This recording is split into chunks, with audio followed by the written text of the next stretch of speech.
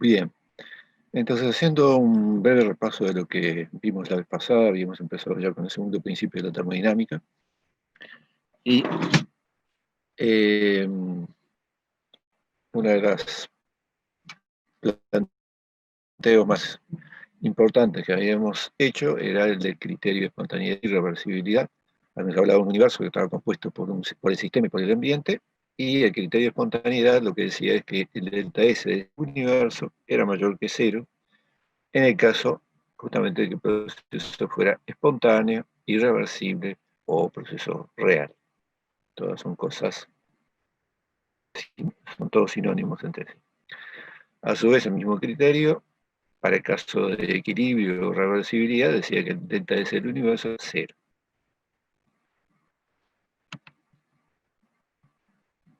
Bueno, después empezamos a ver un poco cómo calcular ese delta S. Ahí hemos visto que para el caso de procesos reversibles era algo que lo que hacíamos era simplemente aplicar la definición. El delta S era el integral del d'Q reversible sobre T, y entonces, bueno, era cuestión de encontrar la expresión del calor en función de la temperatura con nuestros conocimientos de primer principio. En el caso de un proceso irreversible, lo que habíamos llegado a ver era que el, lo que se aplicaba a la integral del d'Q sobre T era que el delta S era mayor que ese dato, que es integral. Entonces, por ese lado no nos sabía mucho. Y lo que hacíamos entonces era pensar en algún proceso, imaginar algún proceso reversible que fuera del mismo estado inicial A al mismo estado final B, y como la entropía en función de estado, sabíamos que el delta S tenía que ser el mismo que para un proceso irreversible que se moviera entre los dos mismos estados, A y B. Entonces, ante un proceso irreversible, lo que hacemos es ver cuál es el estado inicial, cuál es el estado final, imaginamos un proceso reversible que vaya desde el A hasta el B, y aplicamos de vuelta la definición. Entonces, de esa manera podemos calcular el delta S. Bien, vamos a seguir ahora con algún punto nuevo. Vamos a hablar de lo que son las fuentes térmicas o reservorios de calor o termostatos, antes de ponernos a hacer más cálculos del delta S. Estas fuentes térmicas son cosas que vamos a estar utilizando en general como un ambiente a temperatura constante. O sea, lo que caracteriza una fuente térmica es que mantiene la temperatura pase lo que pase. Entonces, como dice acá, intercambia calor y lo hace en forma reversible. Intercambia calor sin que cambie la temperatura. Para esa fuente, ese intercambio de calor es reversible.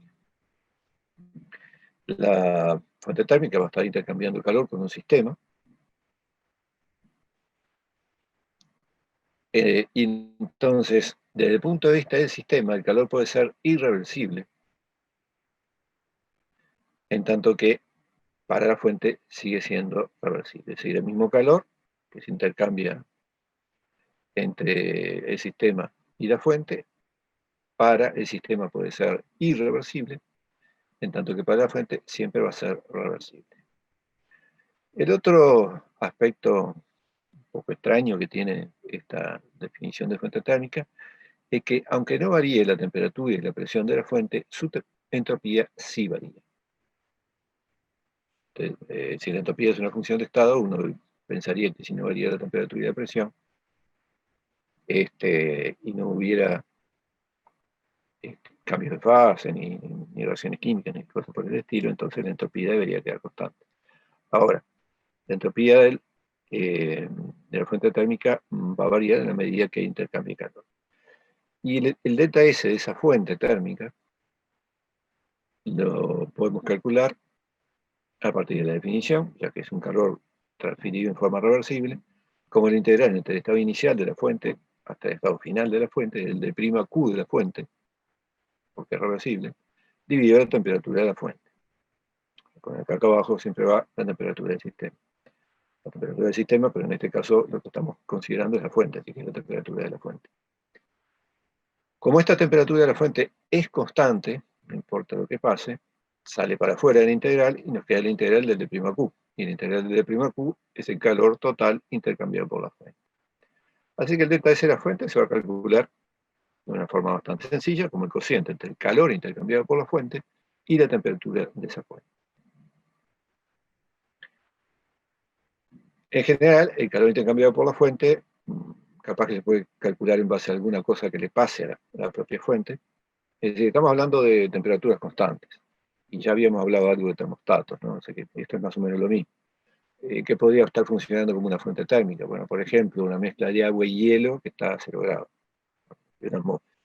Entonces, si recibe calor, se va a fundir un poquito de hielo y la temperatura va a permanecer a 0 grados.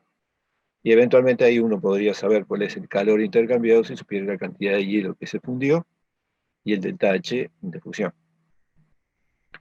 Bueno, otra forma es a través del calor del sistema. ¿Qué es lo que pasa? El calor que intercambia la fuente es en valor absoluto igual al calor que intercambia el sistema con ella. Pero, desde el punto de vista del signo, es opuesto. Si el sistema libera calor, la fuente la absorbe y viceversa. Así que el calor de la fuente siempre va a ser igual a menos el calor intercambiado por el sistema. Por lo tanto, el delta S de la fuente también se va a poder calcular como menos Q del sistema sobre temperatura de la fuente. En este caso, bueno, habría que analizar el sistema para ver cuál es el calor intercambiado. Si es un gas que se expandió, por ejemplo, bueno, habría que calcular cuál es el calor intercambiado por ese gas que se expandió. Y entonces, tenemos el calor total intercambiado, le ponemos un signo de menos, dividimos entre la temperatura de la fuente y tenemos cuánto fue lo que cambió la entropía de la fuente.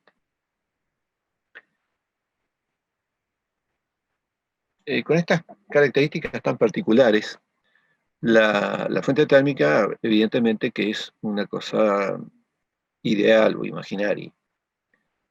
Es decir, no existen fuentes térmicas en la realidad. Lo que sí hay cosas que se le aproximan, como yo acabo de mencionar, por ejemplo, un baño de agua-hielo, suficientemente grande. O podemos pensar, por ejemplo, extensiones muy grandes de algunas naturales, como puede ser el mar. Entonces, ¿qué es lo que tiene en particular el mar? Bueno, supongamos que tiene una temperatura constante de 20 grados, ¿no? A ver si esto me permite pasar a anotar.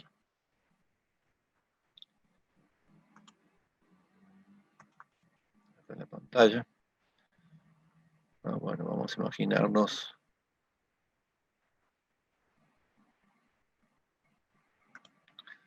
Vamos a imaginarnos que tenemos la superficie del mar.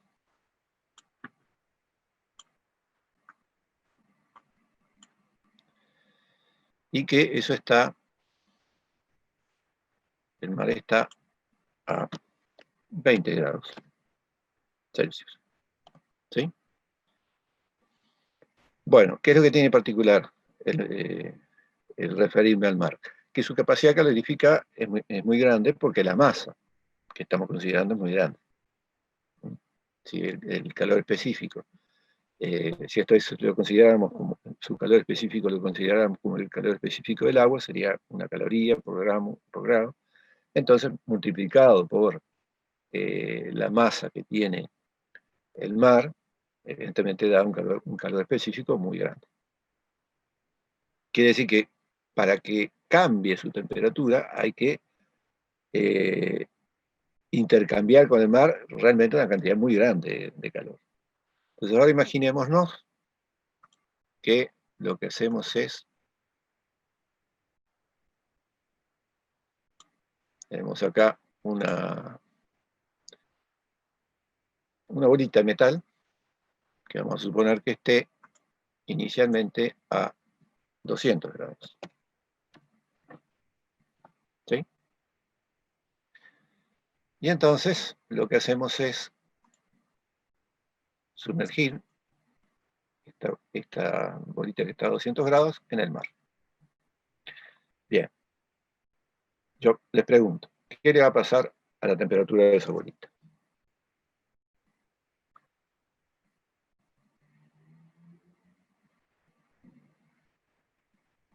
¿Qué me dicen? ¿Qué les parece?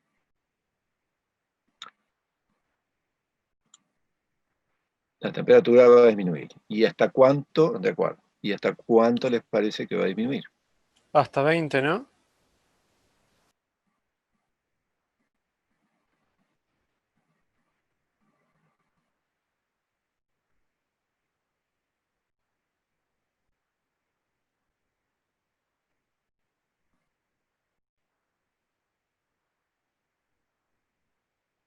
Hasta que llegue un equilibrio térmico. ¿Va a disminuir 20? Y sí, va a disminuir 20. O sea, como por lo que le dije recién, es que lo específico del mar es tan grande que lo que puede intercambiar de calor esta bolita con el agua no va a cambiar en forma importante la temperatura del agua. De manera que va a llegar a un equilibrio térmico, la bolita de esta metal va a llegar a un equilibrio térmico con el agua, y por lo tanto, esto va a cambiar hasta los 20 grados.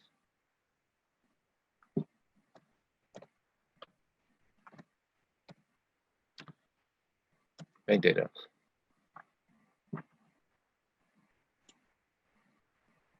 Bueno. O sea, la bolita va a cambiar de 200 a 20 grados. ¿Y el mar qué le va a pasar? Y bueno, nada. Prácticamente la variación que va a tener es infinitesimal. Entonces, acá hay una cantidad de calor que está siendo intercambiada. A ver si esto... Ahí. Hay una cantidad de calor que es intercambiada. Evidentemente, para el mar ese calor es positivo. Para la bolita es un calor negativo porque está liberando calor hacia el mar, que sería el ambiente. Si tomamos la bolita como el sistema, el ambiente sería el mar. Así que este calor Q sería positivo para la fuente y sería negativo para la bolita. ¿Estamos de acuerdo? ¿No? Ahora, este mismo calor Q transferido para la bolita significó un cambio muy importante en su estado. Pasó de 200 a 20 grados. ¿Qué les parece? ¿Fue un proceso reversible o fue un proceso irreversible que sufrió la bolita?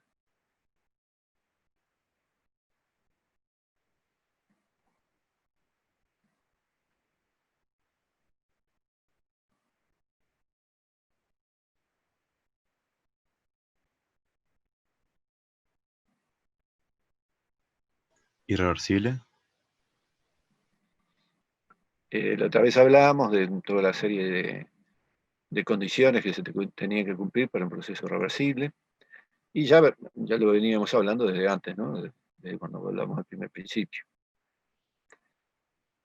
¿Qué decíamos, por ejemplo, de la temperatura? Para que fuera reversible un proceso, desde el punto de vista térmico, como tenía que ser la temperatura del sistema y la temperatura del ambiente.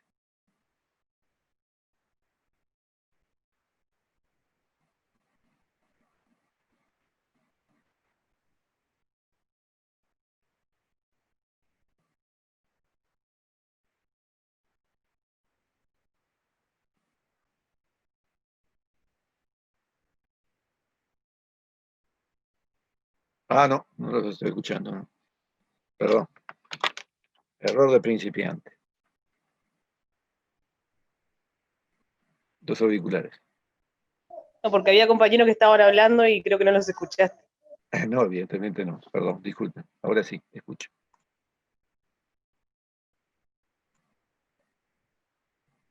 Ahora se escucha. Anímense.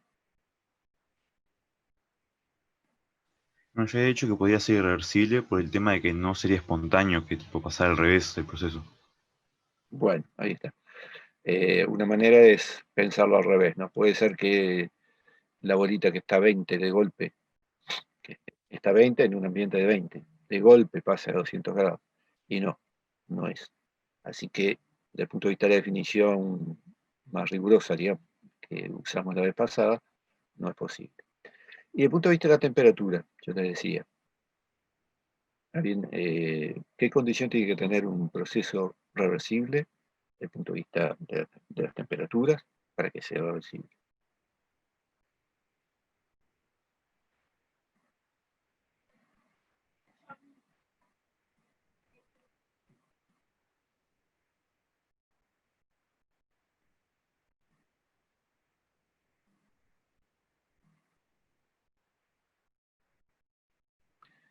¿Se acuerdan aquello de que un proceso reversible siempre está en equilibrio, ¿no?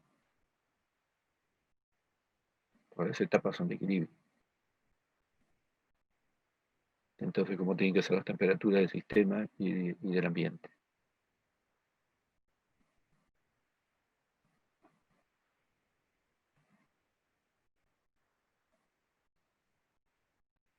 Idealmente iguales.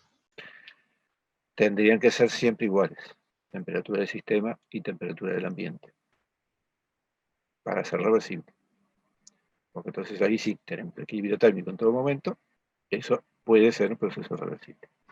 Bien, acá evidentemente, si nuestro sistema es la bolita, y está a 200 grados y de golpe se pone en contacto con el mar que está a 20, ahí ya, de entrada nomás, hay una diferencia de temperatura finita.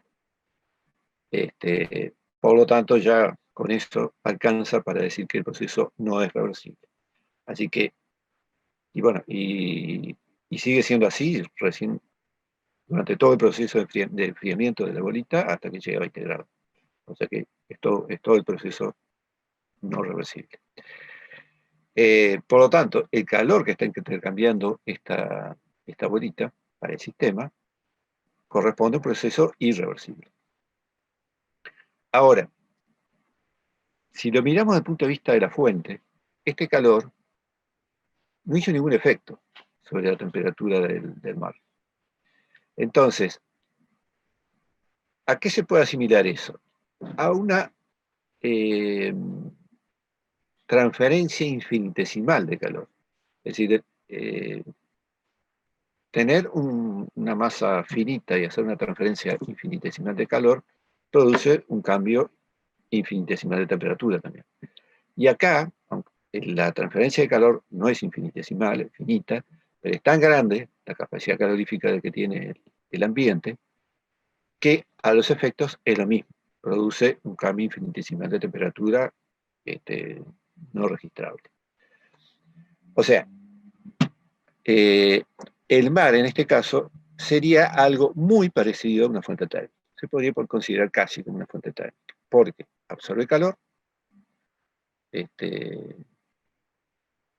y su temperatura no cambia. Desde ese punto de vista es que nosotros consideramos reversible la transferencia de calor en una fuente térmica. Es por eso, es porque no produce un efecto importante en su temperatura. Es como si fuera, insisto, una transferencia infinitesimal.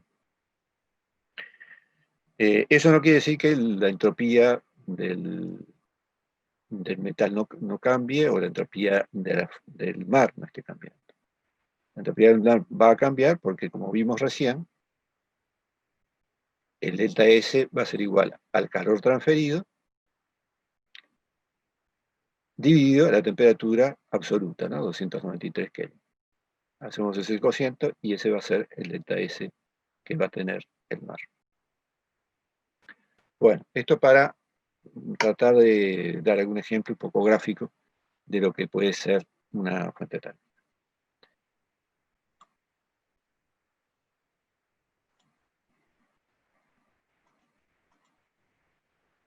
Muy bien. ¿Alguna pregunta? Este es un tema un poquito sutil, por decirlo de alguna manera.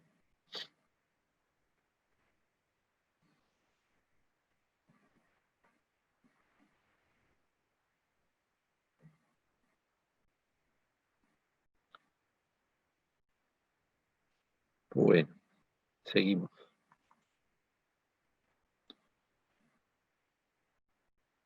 Bueno, entonces acá tenemos un poco, insistiendo en el asunto, tenemos un sistema T T inicial y una fuente térmica T final, sumergimos el sistema en la fuente térmica, el delta S de la fuente va a ser menos el Q-sistema dividido temperatura final, se calcula como si fuera un proceso reversible, en tanto que para el sistema, como las temperaturas son diferentes, igual que el ejemplo que les mostré recién, lo que funciona, el proceso va a ser irreversible, entonces lo que funciona es la desigualdad de Clausius.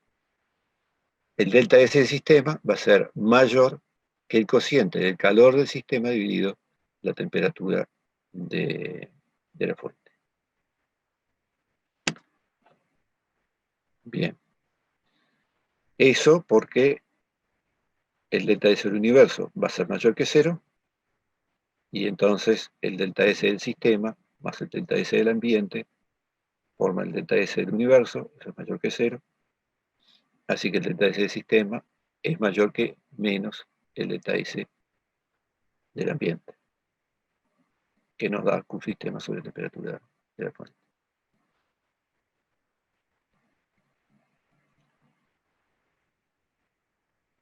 Bien, de esta manera entonces, en este caso podemos calcular el delta S de la fuente, el delta S del sistema habrá que ver cómo se calcula.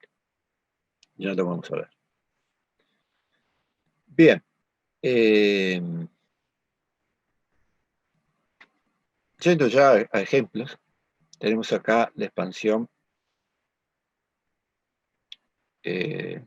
reversible, creo que dice ahí, ¿no? Sí. Reversible de un gas ideal. Vamos a estudiar eso. Expansión isotérmica reversible de un gas ideal. Vamos a estudiar ese caso, que ya lo hemos visto bastante en el tema del primer principio. Y entonces vamos a ver qué es lo que pasa con el sistema, qué es lo que pasa con el ambiente y qué es lo que pasa con el universo. Para ver qué pasa con el sistema, bueno, tenemos que ver cuánto vale el delta S del gas, ¿no? Si tomamos el gas como sistema, el delta S del gas, como proceso reversible, lo podemos calcular como la integral del d' QR reversible sobre T. Y como la temperatura es constante, la temperatura sale para afuera y nos queda Q sobre T, siendo Q el calor transferido por el sistema y T la temperatura del sistema. Como es isotérmico, temperatura es constante. Ahora, ¿cuánto vale este calor Q? Bueno, acá dice que el calor Q para este proceso vale nRT logaritmo de V2 sobre V1. ¿A qué le suena este nRT logaritmo de V2 sobre V1? Un proceso isotérmico, en un gas ideal. Menos el trabajo. Ahí está. Esto es justamente el opuesto del trabajo, ¿verdad? Cuando se trataba de un proceso isotérmico de un gas ideal, el trabajo valía menos nRT logaritmo de V2 sobre V1. ¿Y por qué acá entonces el calor nos queda igual a menos el trabajo?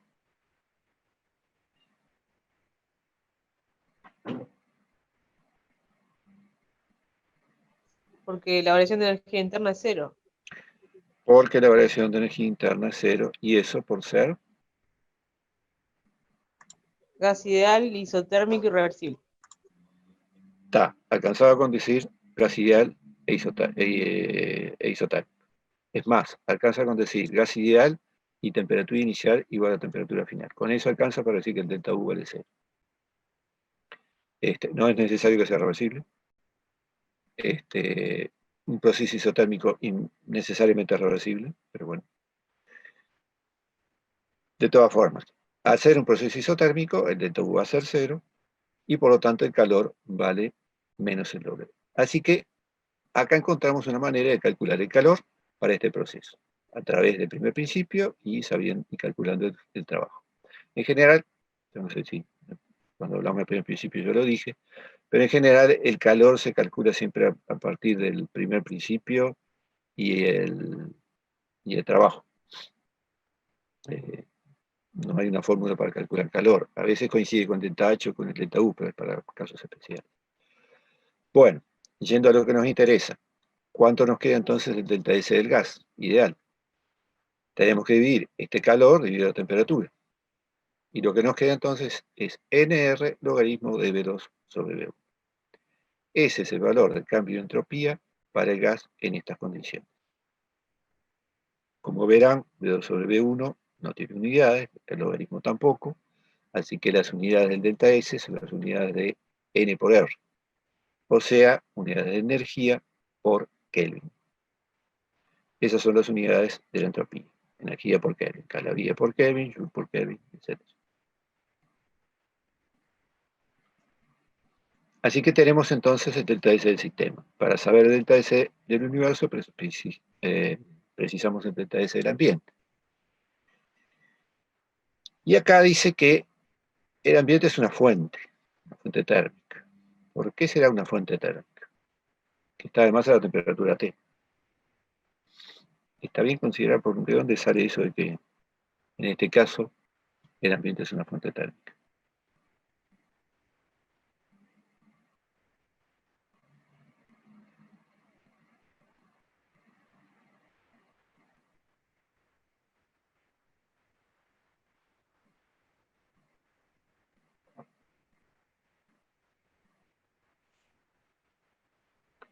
Porque el proceso es reversible, sí, es por eso.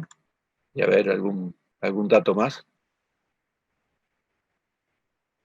La reversibilidad es lo que hace que uno pueda decir que este proceso tiene como ambiente una fuente térmica.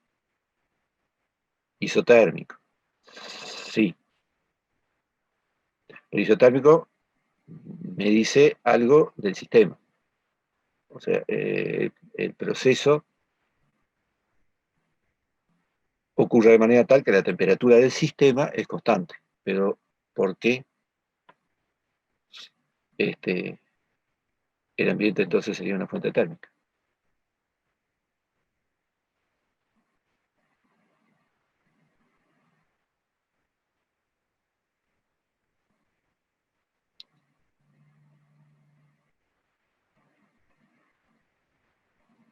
¿Cómo puedo relacionar la temperatura del ambiente? Si sé que el proceso tiene temperatura del sistema constante y sé que además es reversible.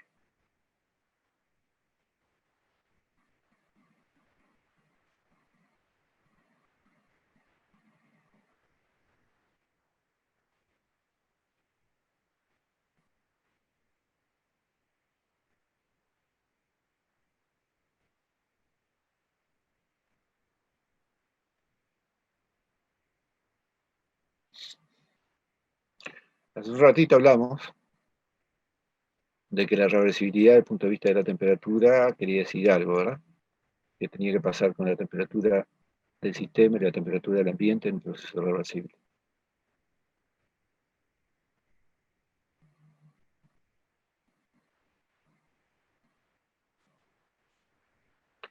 Ahí está. En un proceso reversible, la temperatura del sistema y la temperatura del ambiente tienen que ser iguales, siempre y cuando haya conducción térmica. Bueno, entonces si este proceso es reversible, si la temperatura del sistema es constante, el hecho de que sea reversible quiere decir que la temperatura del sistema es igual a la temperatura del ambiente. Por lo tanto, la temperatura del ambiente también es constante. Así que, ¿qué es lo que tenemos como ambiente? Una fuente térmica, una temperatura constante T.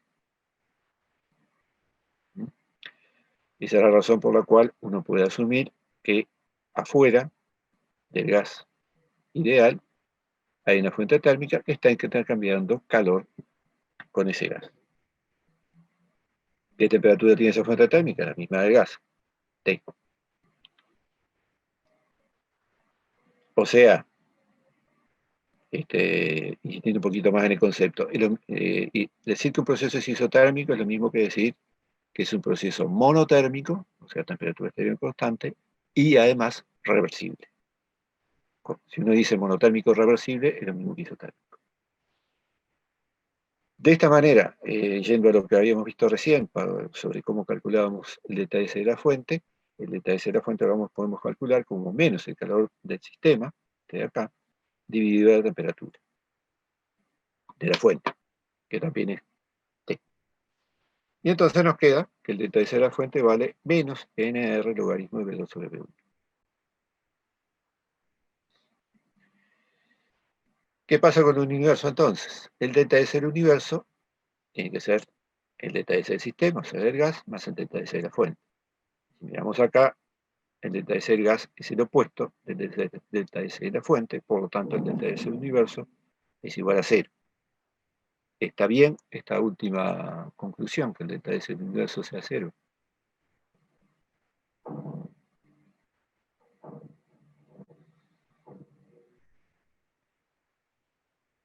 ¿Y si es reversible? Exactamente. Fue la primera transparencia que les mostré hoy, o diapositiva, como le quieren llamar, que les mostré hoy, donde estaba la desigualdad de Clausius aplicada al universo. Delta S del universo mayor que 0 es proceso no reversible, delta S del universo es igual a 0 para proceso reversible. Acá estamos diciendo que este proceso es reversible, que el gas ideal se expande isotérmicamente y además, lo cual implica reversiblemente. Así que nos tiene que dar delta S del universo igual a 0. Si en esta situación hacemos las cuentas y el delta S del universo no nos da 0, entonces a revisar las cuentas, porque esto estaría violando el segundo principio de la termodinámica. Así que bueno, acá un poco nos entrenamos un poquito en cómo calcular los delta S de un sistema y de un ambiente, y además verificamos cómo se cumple el segundo principio de la termodinámica para este caso particular. ¿Les quedó alguna duda de esto? ¿Alguna pregunta que quieren hacer?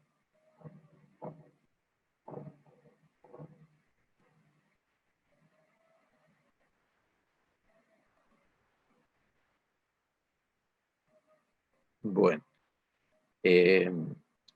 entonces, acá lo que hicimos fue aplicar o calcular los delta S en el caso de un proceso de expansión reversible de un gas ideal. Vamos ahora al caso de un proceso no reversible. La expansión de Joule. ¿Recuerdan de la expansión de Joule? Bueno, recuerden que había dos recipientes, entonces el gas estaba en uno de ellos y en el otro no había vacío. Entonces se abría y se dejaba que el gas saliera y llenara los dos recipientes. Ese proceso, ¿por qué sería irreversible?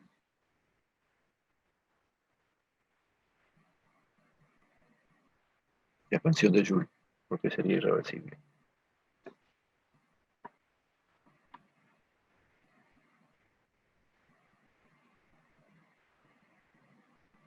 No podría darse el inverso del proceso.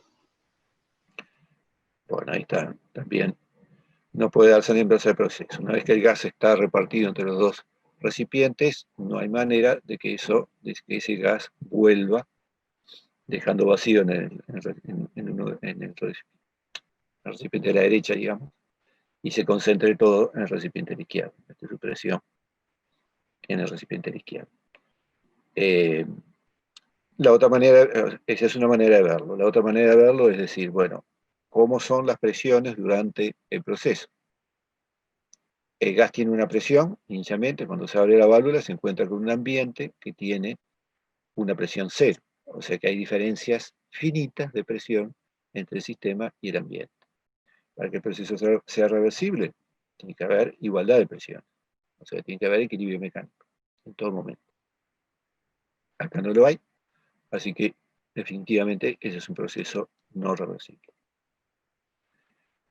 Bien, ¿cómo era que calculábamos? Entonces, ¿qué va a pasar con el delta S del gas en esa condición? El gas ideal que sufre una expansión de Joule.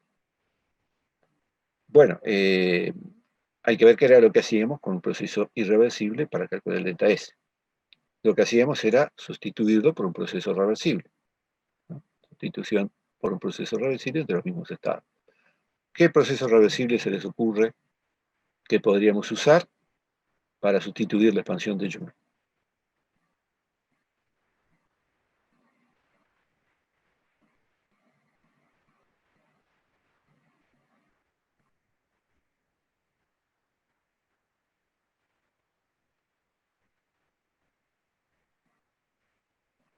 ¿Han visto últimamente algún proceso reversible de un gas ideal, expansión?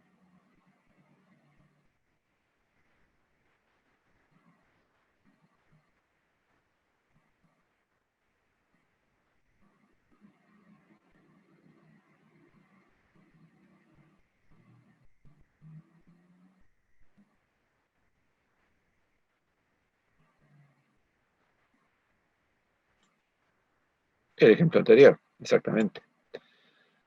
Un proceso isotérmico. Que vaya entre los dos estados, ¿no?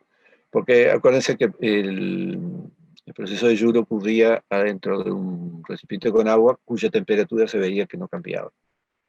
No es, bueno, entonces, en realidad me faltó aclarar eso, o recordarles eso. Entonces, acá, en el proceso de Joule, el gas ideal se va a expandir, pero su temperatura no va a cambiar. Por lo tanto, podemos sustituir ese proceso de Joule, pensar, más que sustituir, es pensar en un proceso que vaya entre los dos estados inicial y final, pero por un camino reversible. Y bueno, una de las maneras es, si la temperatura inicial y la temperatura final son iguales, una manera es un proceso isotérmico, para el cual el delta S del sistema ya lo tenemos calculado. Varía NR logaritmo de B2 sobre B1. ¿Sí? Esto ya lo teníamos calculado. Cuando vamos al ambiente, tenemos acá que el delta S del ambiente vale 0. ¿Y por qué sería que el delta S del ambiente vale 0?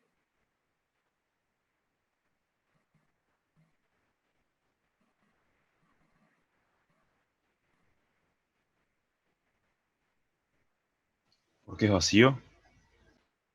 No, a ver, el ambiente acá es, bueno, en parte es vacío, está bien, está bien. Una parte es vacío, la otra parte es el recipiente con agua. El vacío no tiene masa, al no tener masa no puede tener ni delta S, ni delta U, ni nada, son todas propiedades extensivas. Pero el agua sí tiene masa.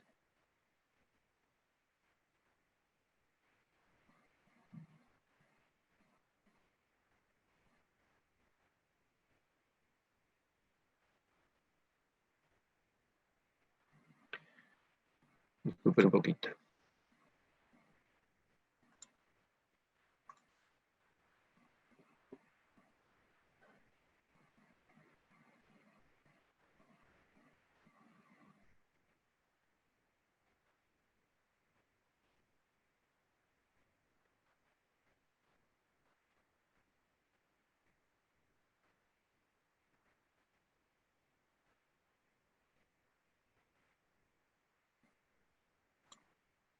Bueno, estaba buscando cómo poner una nueva página, pero no lo encuentro. Porque yo estoy hablando muy en el aire de lo que era el experimento de Joule.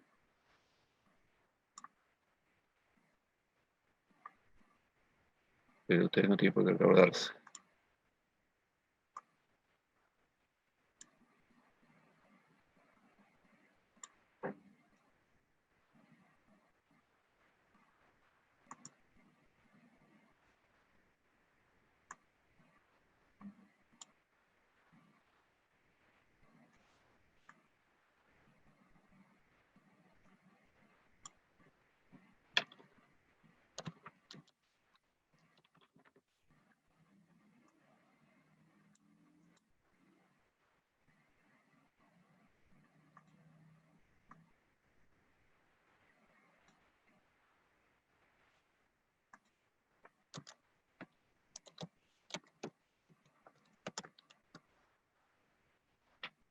El experimento era este, ¿no?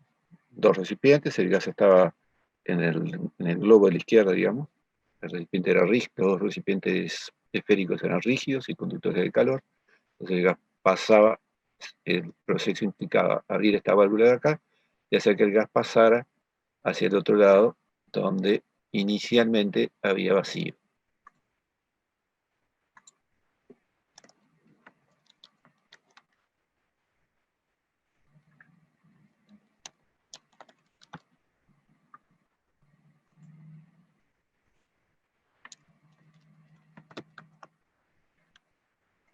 Inicialmente había vacío en el recipiente a la derecha. Bien. Y lo que se comprobaba es que el agua no cambiaba su temperatura cuando el gas pasaba de un lado para el otro. Bien. Entonces, hemos sustituido ese proceso, o hemos pensado en un proceso reversible, que sea equivalente en cuanto al estado inicial y el estado final. Entonces, pensamos en un proceso isotérmico, donde el gas pasa desde este volumen al doble del volumen, por ejemplo, o al volumen total, y mantiene su temperatura, porque el agua mantenía su temperatura. Y con eso calculamos el ΔS del gas, como lo vimos recién, ¿no? NR, logaritmo de V2 sobre V1. Y ahora lo que faltaba era ver qué pasaba con el ΔS del ambiente. ¿Qué es el ambiente? Bueno, en parte es el vacío, porque nuestro sistema es el gas, y en parte también es toda esta agua que está acá, en el recipiente. Y entonces la pregunta que yo les hacía es, ahí pusimos que el ΔS del ambiente, o sea, el agua más vacío, digamos, vale 0. ¿Y por qué vale 0? A ver si ahora puede quedar un poco más claro.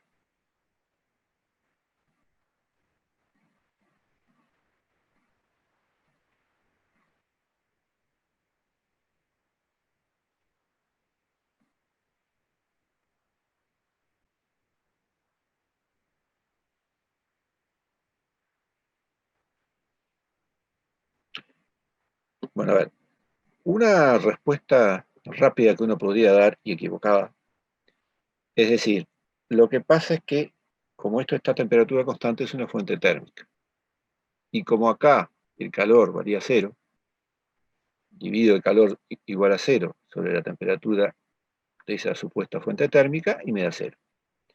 ¿Por qué es equivocado esa respuesta? Porque acá hay una masa fija de agua, no hay una masa infinita de agua como podría ser en el mar, o casi infinita, como podría ser en el mar del ejemplo de hoy. Acá esta masa es finita, entonces no se puede considerar una fuente térmica.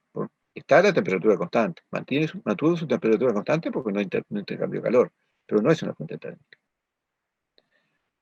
Entonces, ¿por qué lado podemos agarrarlo para ver cuál es el ΔS del agua? Porque ya si no es una fuente térmica no podemos aplicar la fórmula correspondiente. Lo que sí podemos hacer es pensar en el agua esta que le pasa, y lo que vemos es que no le pasa nada. Su temperatura es constante, su presión es constante, su volumen es constante, y la entropía es función de estado. Así que si el agua no cambia sus variables, si no le cambian las variables del estado, no debería cambiar tampoco ninguna de sus funciones de estado, ni la entropía, ni la energía interna, ni la entalpía. Entonces, a ver si se entiende lo que digo. Podemos decir que el ΔS del agua es 0 porque sus propiedades no cambiaron. En la fuente térmica tampoco cambian, pero una fuente térmica es una fuente térmica, y esto no lo es. Así que, si ¿puedo salir de acá?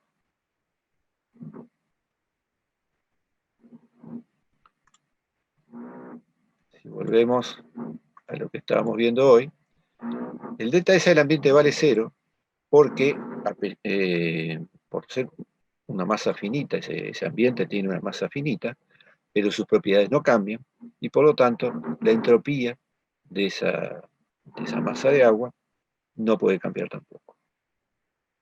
O sea, el ΔS del ambiente vale 0, pero las propiedades del ambiente no cambian.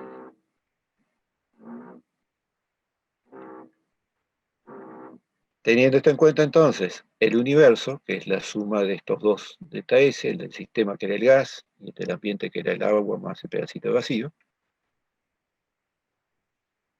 ahora nos da NR logaritmo de V2 sobre V1.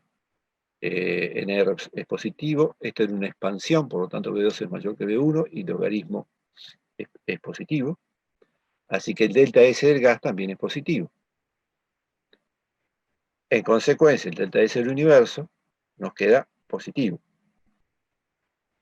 ¿Es coherente esto?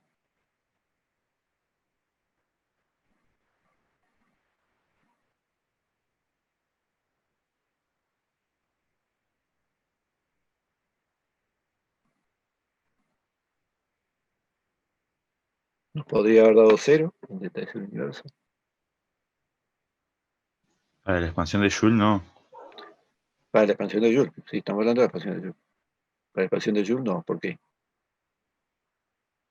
O sea, no sé, lo puedes pensar por lo que decía al principio, de que tipo, no podría darse efecto contrario, de que vos tenés el gas tipo expandido y que se concentre en un lugar. O sea, porque es irreversible, ¿verdad? Y lo que nos dice la desigualdad de Clausius es que para un proceso irreversible, el delta S del universo tiene que ser positivo.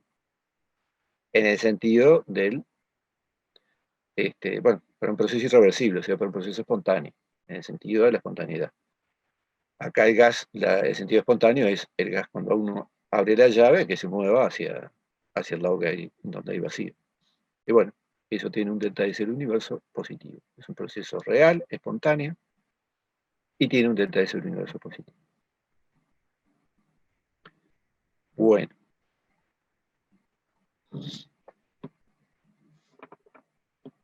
¿Alguna pregunta que quieran hacer antes de seguir? Sí, ¿cómo estás? Perdón, a mí me quedó una duda. Sí, te escucho medio bajito.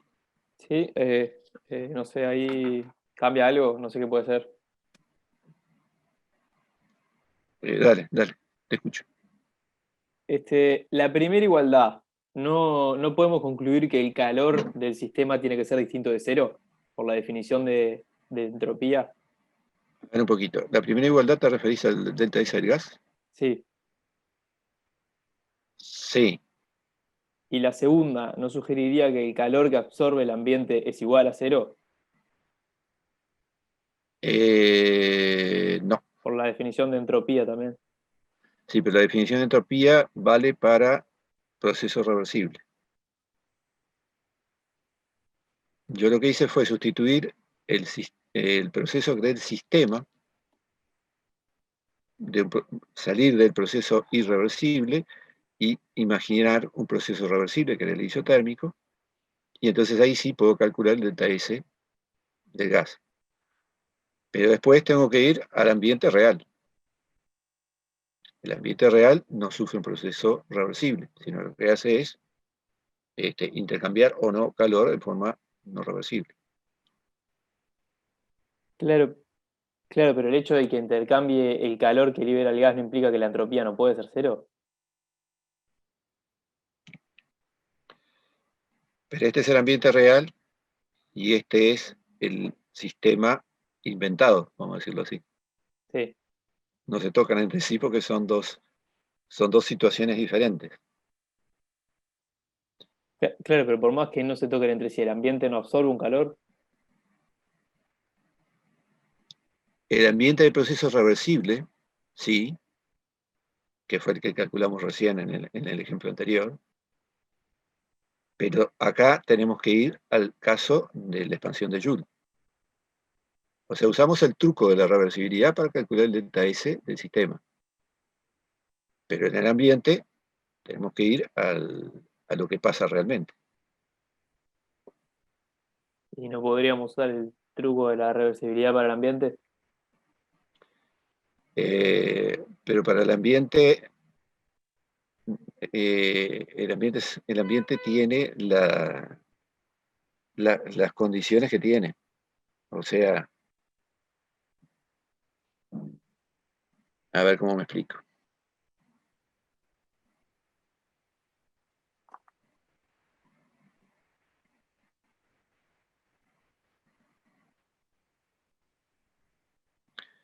En el caso del sistema, yo no puedo aplicar el calor real para calcularlo, más allá que sea cero, porque no puedo igualar al delta S del sistema, estoy hablando del caso Joule, ¿no? No puedo igualar al delta S del sistema al integral del dq sobre t. No lo puedo igualar por el proceso irreversible.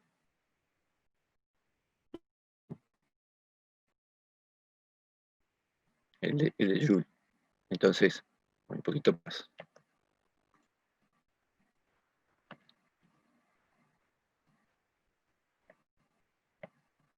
Ahí. Para el caso del sistema yo estoy aplicando esto. Tengo el proceso de Joule que es irreversible.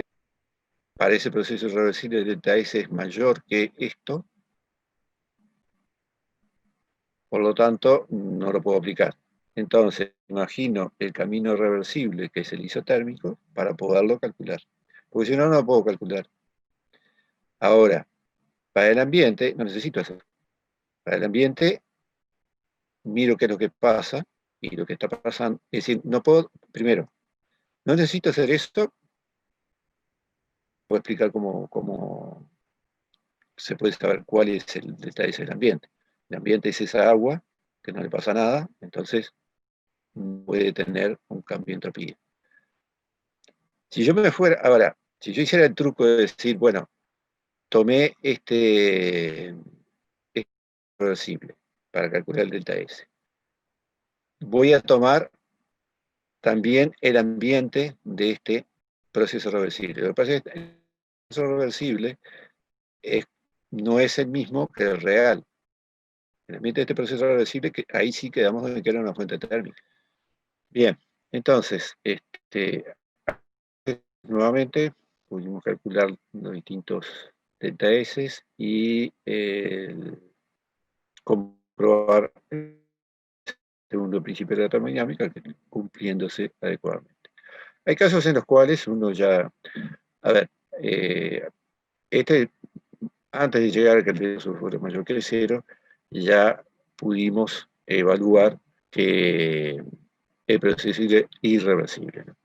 En realidad, termodinámicamente hablando, lo que hay que plantear para ver si un proceso es reversible o no es este de ser universo. O sea, por las dudas, si aparece, demuestre que el proceso es reversible o que es irreversible, más que ir por el lado de si se puede volver para atrás el proceso, o si se puede, o si las presiones son iguales, o las temperaturas son iguales entre sistema y ambiente, a lo que hay que ir es al criterio termodinámico, que es el delta S del universo. Calcular el delta S del universo o mayor que cero. Lo que uno sí puede tener es, como acá, la predicción de qué es lo que tiene que dar, ¿no? Si decirle, bueno, me va a tener que dar mayor que cero. Donde me dé igual a cero o me dé menor que cero, hay algo que está mal.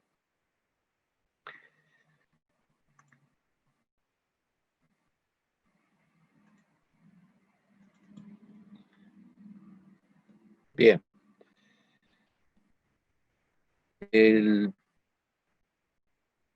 Otros casos en los cuales podemos hacer el cálculo es en los cambios de fase, pero en este caso lo que estamos planteando son cambios de fase en equilibrio. Es decir, nuevamente, que se mantenga la presión igual a la externa, la presión del sistema igual a la externa, la temperatura igual a la externa, y en particular estamos hablando de casos en los cuales la presión y temperatura se mantengan constantes. ¿Se acuerdan que en los diagramas, presión-volumen, si teníamos, por ejemplo, una vaporización, como se plantea acá, la presión se mantiene constante, es la presión de vapor, la temperatura se mantiene constante, es la temperatura de ebullición. Y entonces, bueno, puede ocurrir el cambio de fase, por ejemplo, en este caso de líquido a vapor, en forma de sucesivos estados de equilibrio, o sea, en forma reversible. En esa situación, uno puede calcular el delta S de vaporización por la definición como la integral del dQ sobre T. Como la temperatura es constante, sale para afuera y nos queda el calor total transferido en la vaporización. Como además la presión es constante, este calor es el delta H de vaporización. Y como dije recién, esta temperatura es la temperatura de ebullición. Así que para procesos en equilibrio de vaporización, el delta S de vaporización, el delta H de vaporización dividido la temperatura de ebullición. Son los datos que vamos a precisar en eso. Cuidado porque puede haber alguna situación de inequilibrio. No sé si se está calentando el agua en una hornalla de la cocina y empieza a evaporar, empieza a hervir. Eso no es una situación de equilibrio. El líquido está pasando al vapor. Como está ocurriendo, como están las dos fases en contacto, si no pone el termómetro justo ahí, le da 100 grados y se mantiene constante durante el cambio de fase. Pero no es un proceso en equilibrio. Bien, algo similar con cualquier otro cambio de fase, por ejemplo la fusión, el ΔS de fusión, a condiciones de presión y temperatura constantes y en equilibrio, lo podemos calcular como el ΔH de fusión dividido la temperatura de fusión. Bien, y aquí podemos enganchar un poquito con el tema de eso de que la entropía se relaciona con el concepto de desorden de las partículas. Evidentemente, si hablamos de partículas, es un concepto que viene de la termodinámica estadística y no de la termodinámica clásica. Pero la mayoría de las se encuentra que el ΔS de fusión es mucho menor que el ΔS de vaporización. Es decir, uno se pone a examinar qué está pasando desde el punto de vista de las partículas. En la fusión hay un pasaje de sólido a líquido. En el sólido supuestamente está más ordenado. Las partículas, por ejemplo, un cristal, perfectamente ordenadas según un esquema. Y pasan a la fase líquida donde tienen una mayor libertad. Si vamos a la vaporización, estamos con la fase líquida, donde las moléculas tienen cierta libertad de moverse, pero evidentemente pasar al vapor, la libertad de moverse aumenta. Es decir, el desorden, en el sentido de la capacidad de moverse en un recipiente, aumenta. De ahí el enfoque de Gibbs de relacionar la entropía con el desorden. Un aumento de entropía de un sistema, estamos hablando ahora, el aumento de entropía de un sistema estaría relacionado, por ejemplo, con el desorden. Por ejemplo, si estamos a presión constante y aumentamos la temperatura, las moléculas tienden a moverse más agitadamente, tienen mayor energía térmica. O sea que debería estar acompañado de un aumento. Lo mismo, si a temperatura constante aumentamos el volumen, las moléculas tienen posibilidad de moverse justamente en volumen más grande, aumenta el desorden. Debería ser también un aumento de la entropía. Y lo mismo con los cambios de fase. Esto también nos puede dar una pista para un proceso que uno esté examinando, de qué es lo que va a pasar con la entropía del sistema. Claro, lo mismo con reacciones químicas. Si tenemos una reacción donde, por ejemplo, hay una molécula que se descompone y da varias moléculas, bueno, la entropía de una sola molécula en principio va a ser menor que la entropía de varias moléculas que componen los productos. Por ejemplo, si tenemos una molécula de reactivo que es un sólido y dentro de los productos se forman gases. Bueno, ahí parecería que eso implicaría un aumento de entropía en esa reacción.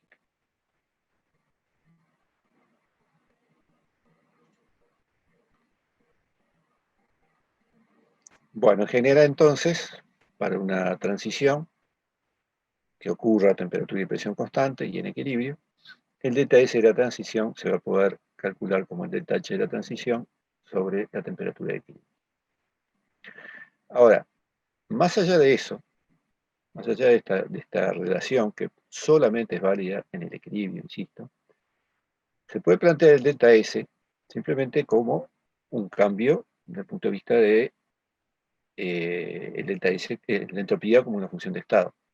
Entonces, en la transición, ¿qué es lo que pasa? Pasamos de una fase 1 a una fase 2.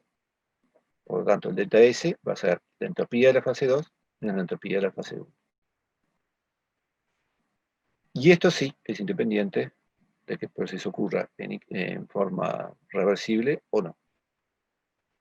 Se ocurre en forma reversible, es cierto, y además el DTS de transición vale esto. Se ocurre en forma irreversible, por ejemplo, una transición espontánea. El DTS sigue siendo una entropía de la fase 2 menos una entropía de la fase 1, porque es función de estado. Lo único que ya no se puede igualar a este cociente de H sobre T.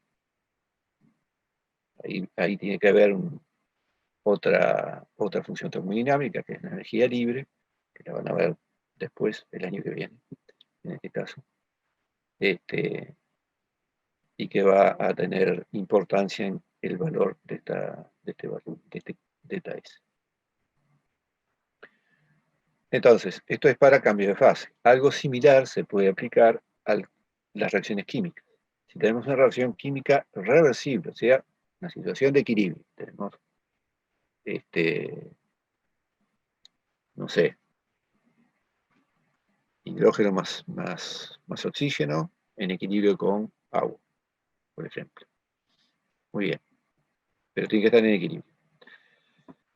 El delta S, entonces, a presión y temperatura constantes, se puede calcular como el delta H de la reacción dividido la temperatura, por las mismas razones que vimos recién. O sea, el delta S es el Q sobre T, como la presión es constante, el calor de la reacción es igual al delta H de la reacción. Y entonces se puede calcular de esa manera. Más allá de eso, el delta S va a ser siempre igual a la entropía de los productos que la entropía de los reactivos, sea o no un proceso en equilibrio. Esto en particular es importante porque más adelante, probablemente en la última clase, nosotros veamos el tercer principio de la termodinámica, que nos va a permitir calcular los valores absolutos de una sustancia química. Entonces, estos datos de entropía de productos y entropía de reactivos, los vamos a tener en una tabla de valores absolutos. A diferencia, por ejemplo, de la energía interna, que no se puede saber desde el punto de vista de la termodinámica clásica, no se puede saber cuánto vale el valor absoluto de energía interna. Para la entropía sí vamos a poder saberlo utilizando ese tercer principio cuando lleguemos a él. Entonces ahí podremos calcular el delta S para cualquier situación, equilibrio o no. Tendría que ser igual la entropía de los productos a la entropía de los productos.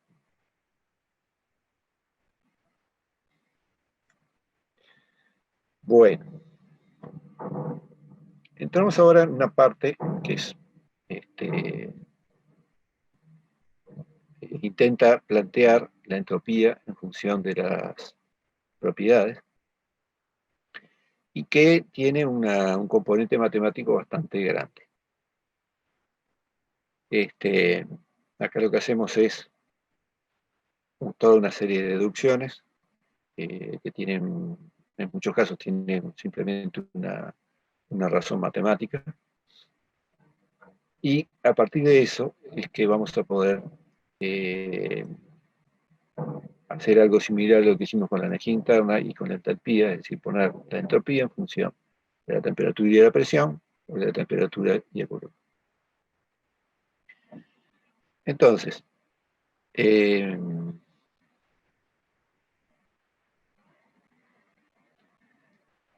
la primera ley la podemos escribir de esta manera.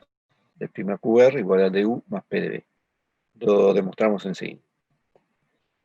Si esta expresión la dividimos entre la temperatura, a la izquierda nos queda de prima QR sobre T, que es el diferencial S, y después nos queda 1 sobre T diferencial U más P sobre T diferencial B.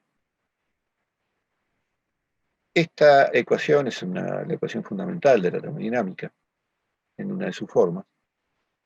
¿Por qué es fundamental? Porque relaciona las dos magnitudes relacionadas con el segundo principio y con el primer principio. La entropía por acá, la energía interna por acá. Se relacionan entre sí a través de esta ecuación. Y que bueno, dicho, esto es simplemente la lectura de la ecuación matemática. A volumen constante, o sea, si este término se anula, la entropía aumenta cuando la energía aumenta. A energía constante, si se anula el primer sumando, la entropía aumenta cuando el volumen aumenta. Y eso, bueno, es una lectura de que los coeficientes son positivos, ¿no? P sobre T o 1 sobre T son coeficientes positivos. Por eso el aumento por ejemplo, del volumen implica un aumento de entropía. Bueno, ¿cómo es que llegamos a esta expresión?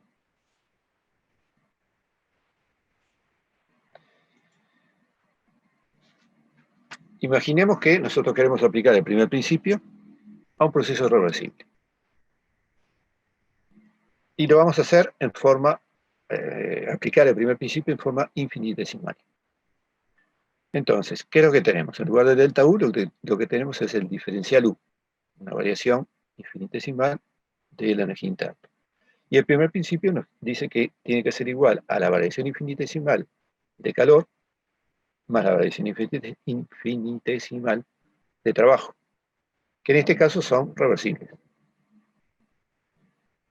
Como los dos son funciones de línea, se escriben d'Qr1 y d'Wr el otro.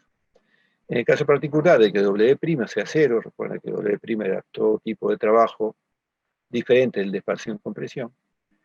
Entonces, esta expresión para el trabajo, el diferencial prima WR, se puede escribir como menos P diferencial B.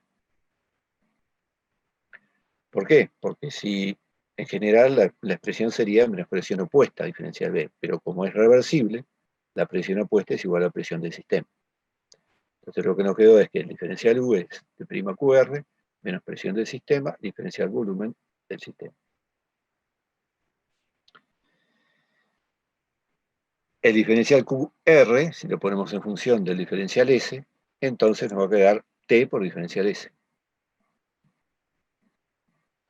Y esta es también esta expresión que tenemos acá, es simplemente otra manera de escribir la ecuación fundamental de la termodinámica, relacionando el diferencial U con el diferencial S. Y son todas, además, todas las cosas que aparecen acá son funciones o variables de estado del sistema. La energía interna, la temperatura, la entropía, la presión, todo el sistema. Al dividir entre T, nos queda la ecuación que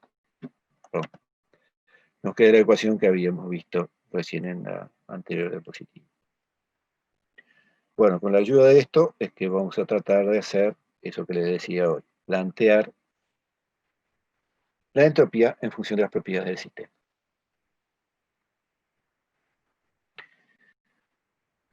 Vamos a hacer una aclaración, que es la misma que hicimos para el caso de energía interna y el volumen. Estas deducciones son válidas exclusivamente para sistemas de masa y composición constante, o sea, aquellas en los cuales no haya ni cambio de fase ni reacción química. Sistemas donde hay cambio de temperatura, cambio de presión, cambio de volumen, pero no hay cambio de fase ni reacción química. Si tomamos como variables la temperatura y el volumen, recordarán que eso fue lo que hicimos para la energía interna, pusimos la energía interna funciona de temperatura y el volumen, vamos a hacer lo mismo con la entropía. La entropía, vamos a suponer que es función de temperatura y volumen para este tipo de sistema. Y por ser una función de estado, su diferencial, que es una diferencial exacta, se puede escribir derivada de S respecto a TAB, diferencial T, o sea, un primer término dependiente de la temperatura, y el segundo dependiente del volumen, derivada de S respecto al volumen, de constante diferencial B. Para poder encontrar entonces cómo cambia la entropía con un cambio de temperatura y de volumen, necesitamos encontrar estas expresiones, o sea, necesitamos encontrar la expresión de estas dos derivadas. Y después, si queremos saber el delta S, tenemos que integrar. Así que necesitamos saber la expresión para estas dos derivadas. Profesor, Para una eso nos pregunta. vamos a... Sí, voy. ¿Toda esa deducción es para presión constante, habías dicho? No, ¿Se trancó cómo? no es presión constante. Simplemente estoy tomando como variables la temperatura y el volumen. La presión puede variar. Pero lo que pasa es que en este tipo de sistemas solamente hay dos variables independientes. La entropía, la energía interna. Si yo fijo la temperatura y el volumen, quedan fijos. La entropía, la energía interna, la presión, etc. Pensemos, por ejemplo, en el caso de gas ideal. Pero ¿y cuando reescribiste la primera ley, cómo fue que pasaste del diferencial de trabajo a menos PdB si la presión era constante? Me perdí en ese paso. No, pero la presión no era constante. Acá, ¿sí? Ahí va, ahí. Pero acá no, la presión no es constante. Esta es la presión. Esto es lo mismo que cualquier expresión matemática, ¿no? ¿Qué presión es esta? La del sistema. ¿En qué condiciones? Y bueno, en el intervalo infinitesimal en que varía el volumen. Suponemos que en esa variación infinitesimal de volumen, la presión tiene un solo valor, porque es una variación infinitesimal de volumen. Lo Ahí va, mismo ok. la temperatura. ¿Mm? Ahí va, bien. O sea, es un instante. En ese instante varió infinitesimalmente la energía interna, la entropía, el volumen, y hay una temperatura y una presión instantáneas, digamos, en ese valor. Si yo integro, bueno, ahí ya la temperatura no tiene por qué haber permanecido constante en el proceso. ¿Sí? Sí, sí, entiendo. Está. Bueno, entonces acá la presión simplemente no la estoy poniendo como variable porque asumo que si las variables independientes son temperatura y volumen, la presión quedará determinada de alguna manera, con alguna ecuación de estado que sea particular de este sistema. De vuelta, pensemos que el sistema es un gas ideal. Bueno, entonces la ecuación del gas ideal me está dando la presión para esta temperatura y este volumen. ¿Y cuál es la función que me da la entropía? La tenemos que encontrar.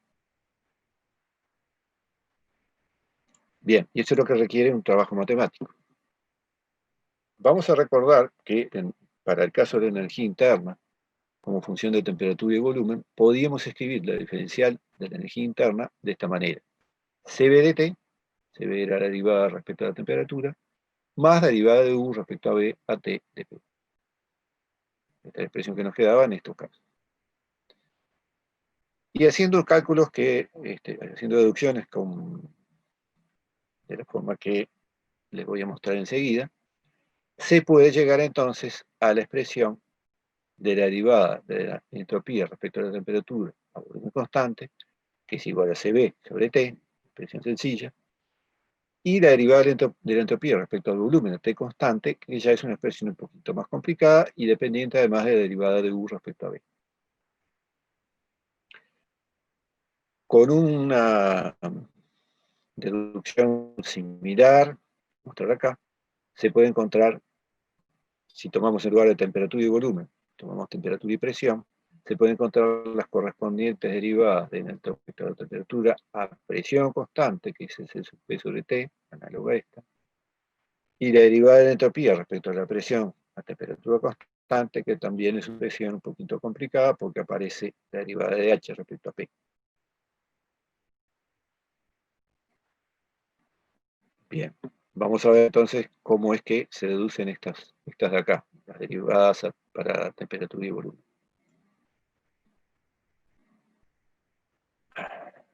Disculpe, pero ahí no veo qué es lo que dice.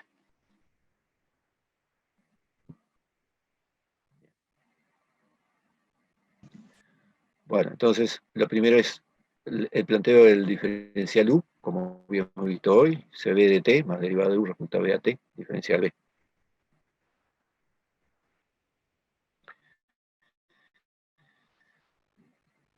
Planteamos la ecuación fundamental de la termodinámica de S igual a 1 sobre T de U más P sobre T de B. Y este diferencial U lo sustituimos por la expresión de arriba. O sea que me va a aparecer el término CB de T dividido T, y me va a aparecer también el término 1 sobre T, derivada de U respecto a B a T, que como está dividido por la temperatura, queda dividido por la temperatura acá y multiplicado por diferencial B. Y después me queda el término de acá, P sobre T diferencial B, que me queda igual acá como tercer sumando. Entonces ahora lo que vamos a hacer es juntar estos dos términos de la derecha que tienen el mismo diferencial, o sea, que tienen la misma variable, el volumen. Nos queda diferencial S es igual a CB sobre T, diferencial T más sacamos el factor común 1 sobre t y nos queda la derivada de u respecto a b a t más p todo por diferencial b. Y ahora vamos a comparar esta expresión con la que habíamos planteado, teniendo en cuenta que la entropía era función de t y de b. ds es igual a la derivada de s respecto a t a b diferencial t, más la derivada de s respecto a b diferencial b. Entonces, si comparamos, estas expresiones son generales. Y los términos que en cada una de ellas son uno sumando con un coeficiente para el diferencial t, en los dos casos, y la otra otro sumando con un coeficiente para el diferencial b. Si son expresiones generales, entonces, quiere decir que la derivada de s respecto a t a b es lo mismo que cb sobre t. Y de igual forma, la derivada de s respecto al volumen, la temperatura constante, es todo esto que tenemos en la expresión de arriba. 1 sobre t, derivada de u respecto a b a t, más p. Y eso es lo que estaba expresado en la diapositiva anterior.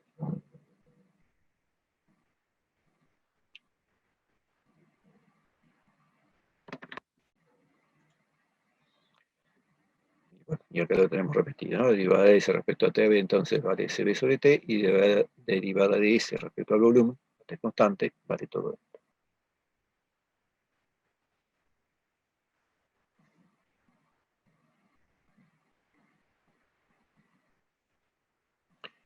Bien, el problema que tiene esta expresión, sobre todo la expresión de la derecha, es que no es muy cómoda, ¿no? Esta derivada de u respecto a b a t, ¿se acuerdan que para el gas ideal valía 0? Pero si no es un gas ideal, si tenemos otra cosa, ya empieza a complicarse. Si es un gas real, ¿se acuerdan que no valía 0? Entonces, plantearlo en función de esta derivada no es muy cómodo. Y hay una manera de encontrar otra expresión para esta derivada. Y es a través del planteo de lo que se llaman las ecuaciones de Maxwell. Vamos a deducir una de las ecuaciones de Maxwell. En este caso lo que se hace es poner la energía interna en función de dos variables un poco particulares, la entropía y el volumen.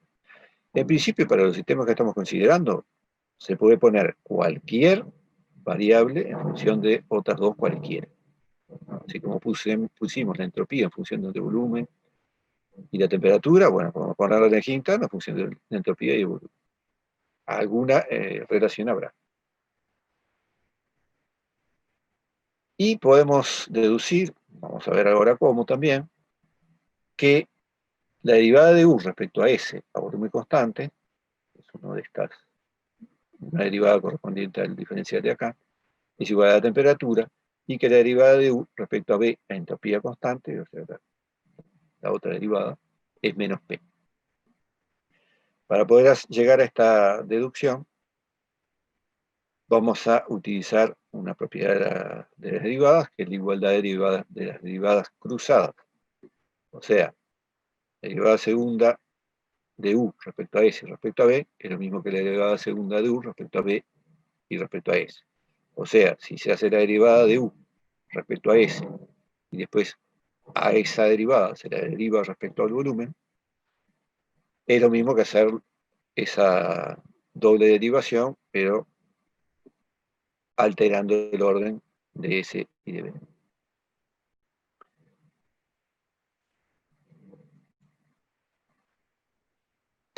Nuevamente no veo.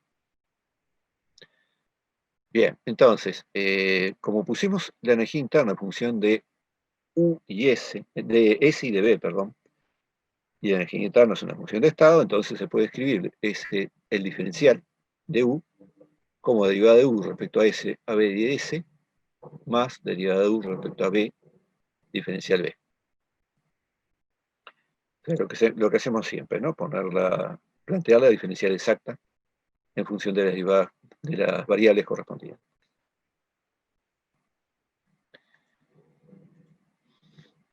Recurrimos a la ecuación fundamental de la termodinámica, de S es 1 sobre T de U más P sobre T de B, O de U igual a T de S menos P de B. ¿Y qué nos quedó acá? El diferencial U en función del diferencial S y del diferencial B, lo mismo que la ecuación que pusimos arriba. Entonces, nuevamente, T se corresponde con la primera derivada con respecto a S, y menos P se corresponde con la primera derivada respecto a B.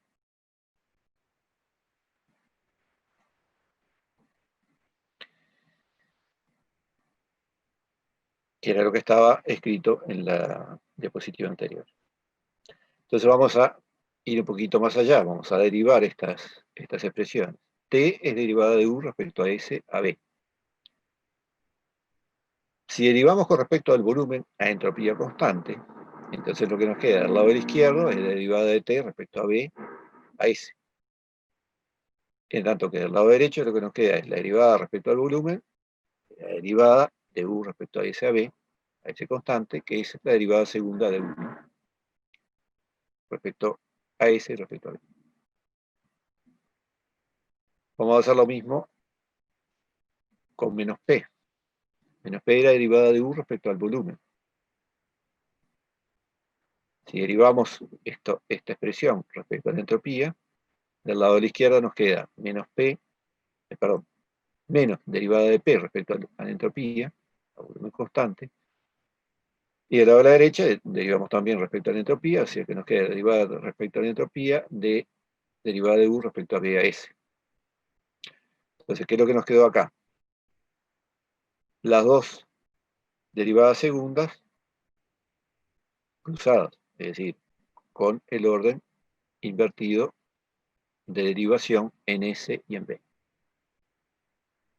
Por lo tanto, por la propiedad que habíamos dicho que existía, estas dos derivadas tienen que ser iguales. Y por lo tanto, estas dos derivadas de la izquierda también tienen que ser iguales. Derivada de T respecto a B a S tiene que ser igual a menos derivada de P respecto a S a B. Y esa es una de las ecuaciones de Maxwell.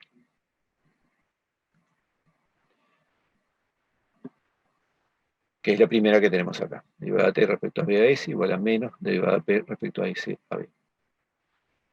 Trabajando de una manera similar, se encuentran estas otras tres derivadas de Maxwell, que bueno, tienen una elegancia particular desde el punto de vista matemático, porque relacionan distintas variables entre sí para un sistema dado. Y en particular, a nosotros lo que nos interesa, ¿cuáles son? La ecuación 2, que nos da una expresión para la derivada de S respecto a B a T, que es bastante más sencilla. Derivada de P respecto a T a volumen, constante. Esta derivada de la derecha, si uno sabe la ecuación de estado del sistema, es decir, la relación entre P, T y B, puede encontrar esta derivada fácilmente. Y la cuarta, la ecuación cuarta, lo mismo. Nos da una expresión para, en este caso, menos la derivada de S respecto a P a T, que justamente también relaciona a estas tres variables. Es la derivada del volumen respecto a la temperatura a presión constante. Bien.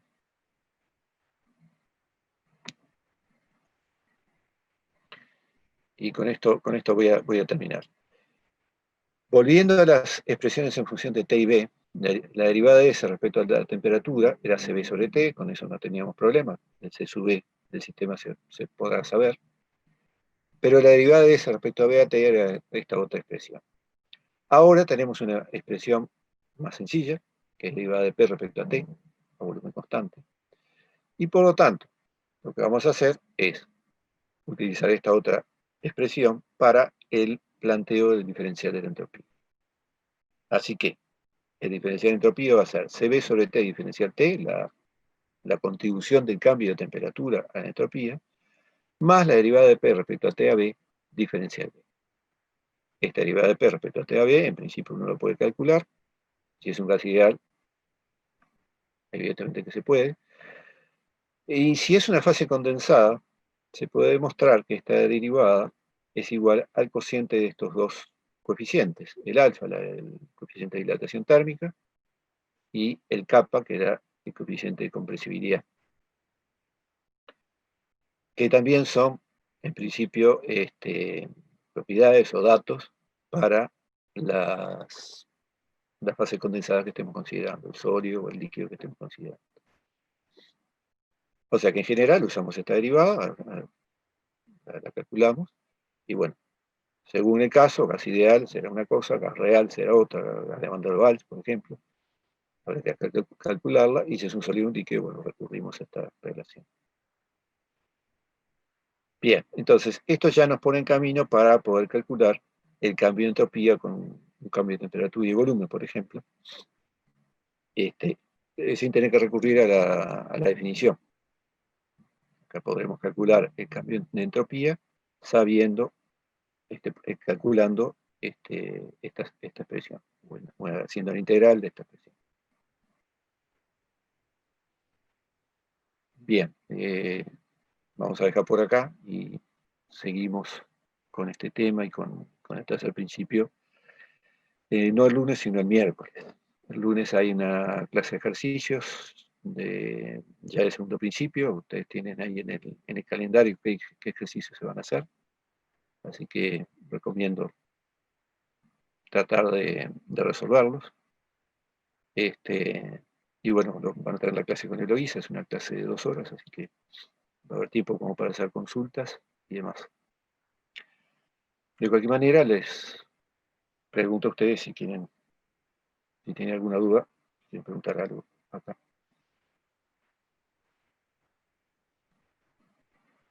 Para el parcial va a ir todo lo dado hasta el viernes de la semana que viene. Profe, ¿viste lo que te pregunté hoy, tipo de por qué podías considerar la presión que era casi constante, digamos, en el primer paso de la deducción? ¿Me estás preguntando eso? Sí, quería indagar un poco más en eso. Es matemática pura. O sea, pero por ejemplo, o sea, si la presión es función ¿de qué? Déjame ver de nuevo la diapositiva. Es función del volumen. ¿Cómo puedes aceptar que haya una variación infinitesimal de volumen sin que varíe la presión? Un poquito, a ver si consigo salir de acá, porque así me muevo mejor.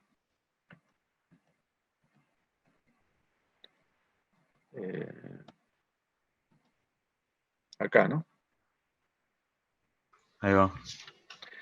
Bueno, esto es algo que se hace siempre en matemática, ¿no? Se tiene esta expresión, esta temperatura corresponde a un valor, como dije hoy, instantáneo, porque este diferencial es infinitesimal, la variación de entropía es infinitesimal en las propiedades. Si uno, en lugar de eso, quiere estudiar un proceso finito, lo que tiene que hacer es la integral de esto. O sea, integra acá, a la izquierda, no me va a quedar el delta U, e integra cada una de estas otras. Entonces, al cambio, por ejemplo, me va a quedar integral de T de S, y ahí hay que ver cuál es la función que relaciona la temperatura con la entropía, para poderlo resolver. Si da la casualidad que la temperatura Ah, ok, es ok, constante, ok. ¿está? Si la temperatura es constante, sale para afuera. Si no, hay que ver la relación. Y lo mismo que el PIB. Está medio confundido bien. O sea, gas ideal, por ejemplo, integro acá, ¿qué pongo en P? En RT sobre B. E integro eso. Ahí va bien. ¿Sí? Sí. Bárbaro. Disculpa, yo puedo hacerte una pregunta sobre algo que había preguntado un compañero acerca del delta S del ambiente igual a 0. ¿Qué pasó? Sí. Que viste que justo en la explicación se cortó. Ah, Entonces, sí, no pude escuchar bien la explicación que diste para el delta S del ambiente. Sí. Yo lo que decía era lo siguiente. A ver, vamos a ir un poquito más para atrás. Acá teníamos justamente en teoría, digamos, lo que estábamos tratando de aplicar a ese ejemplo de Joule. El proceso de Joule es un proceso irreversible, porque el gas se expande contra el vacío. Entonces, no se puede aplicar esta ecuación así, porque la definición de delta S se refiere a un proceso reversible. Para ese proceso de Joule, el delta S del gas es mayor que la integral. Entonces, aunque esto sea 0, bueno, no me sirve para nada porque no puedo calcular el delta S. Entonces, para el gas, lo que hago es, para el sistema, para el gas, lo que hago es imaginarme un proceso reversible, que en este caso puede ser un proceso isotérmico, y de esa manera, ahí sí puedo, para el proceso reversible, aplicar la definición, como el estado inicial y el final, que yo voy a considerar son los mismos, porque están a igual temperatura, y bueno, consideraré las presiones y los volúmenes correspondientes, el delta S tiene que ser el mismo. Y así calculo el delta S del sistema. Ahora, ¿cuál es el delta S del ambiente que yo tengo que calcular? El del proceso real. Para el proceso real, bueno, tengo que ver qué es lo que le pasa al ambiente. El ambiente, en este caso particular, creo que ya el dibujo que yo había hecho, no sé si, yo no lo guardé, así que no sé si quedó por alguna parte. Pero el ambiente era básicamente un recipiente con agua. Entonces, ¿qué le pasaba a ese ambiente? No cambiaba ninguna de sus propiedades, no cambiaba la temperatura, no cambiaba la presión, no cambiaba el volumen, de manera que, como la entropía de ese ambiente es función de sus propiedades, y las propiedades no cambian, la entropía no cambia tampoco. Y por eso el delta S del ambiente varía a 0. El detalle que el compañero decía era ¿por qué no puedo hacer lo mismo que para el gas? Bueno, lo que pasa es que ahí, si yo tomo, por ejemplo, el ambiente, el delta S del ambiente el proceso que utilicé para calcular el delta S del sistema, que es el proceso reversible, ese ambiente es diferente al ambiente real.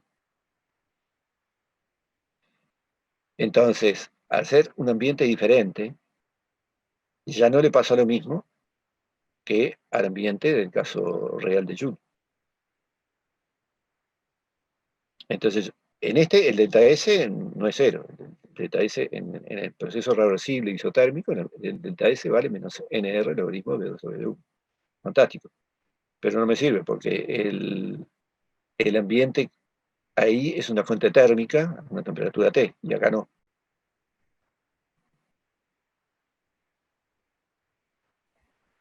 Yo acá me apoyo en que el estado inicial y el final son los mismos. Y que, por supuesto, el sistema es el mismo, ¿no? Acá es el gas ideal. Pero acá, cuando yo miro el ambiente que estudié para el proceso reversible, ese ambiente es una fuente térmica, y acá no lo es. Entonces ya no puedo asimilar el delta S de un caso con el delta S del otro.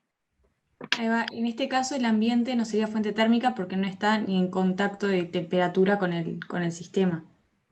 O sea, porque No el es fuente ambiente... no es fuente térmica porque si a esa cantidad de agua que tenés ahí se le cediera calor, cambiaría la temperatura. Porque es una masa definida de agua, no sé, 1 kilo, 10 kilos, ponele. Pero no es una masa infinita. Para ser una fuente térmica tendría que ser una masa infinita de agua, que tuviera una capacidad calorífica infinita, y por lo tanto, al transferirse el calor, no cambiara su temperatura. Eso en el caso de la pelota que caía al agua, que estaba a 200 y el agua... Ahí está, asumíamos que el mar era casi infinito, ¿no? Claro, pero en este caso que vos tenés, no sé, el sistema ese de Joule, que, o sea, que tu ambiente sería como que el aire que no está en contacto con el gas, por eso no sería una fuente térmica, porque, o sea, las paredes son de agua. ¿Qué es lo que no está en contacto con el gas? El agua. No, el agua no, sino, o sea, en la expansión de Joule, vos tenés un sistema, tenés un gas dentro de él, y después está todo cubierto por paredes adiabáticas. Entonces, lo que está fuera de... No están cubiertos por paredes adiabáticas.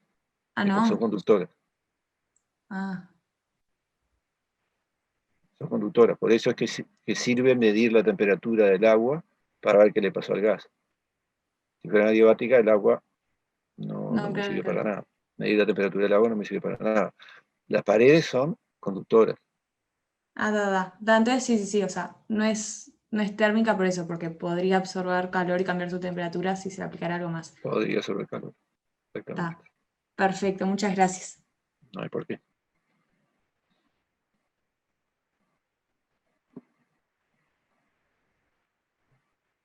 ¿Algo más que quieran preguntar?